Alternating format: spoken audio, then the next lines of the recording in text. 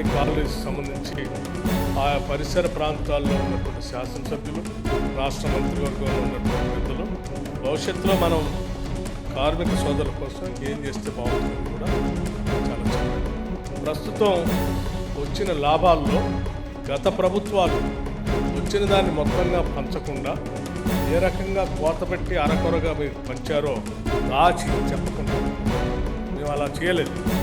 స్పష్టంగా మనకు వచ్చింది ఇంత, ఈ వచ్చిన దాంట్లో మీ అభివృద్ధి కోసం పెట్టుబడి పెట్టడం కోసం ఇంత మీకు పంచుతూ ఉన్నాం పండుగ సందర్భంగా చాలా స్పష్టంగా చెప్తాం. ప్రభుత్వ రంగ సంస్థల్ని బతికించుకోవాల్సిన బాధ్యత మనందరిపైన ఉంది. కాంగ్రెస్ ప్రభుత్వంగా ఈరోజు మేము చాలా ప్రగాఢంగా ఈ రాష్ట్రంలో 100 సంవత్సరాల పైబడి ఉన్నటువంటి అతిపెద్ద ప్రభుత్వ రంగ సంస్థని బతికించుకోవాల్సిన అవసరం, భవిష్యత్ తరాలకు అందించాల్సిన బాధ్యత కూడా మనందరిపైన ఉందని చాలా గట్టిగా స్పష్టంగా నమ్ముతా ఉన్నాం.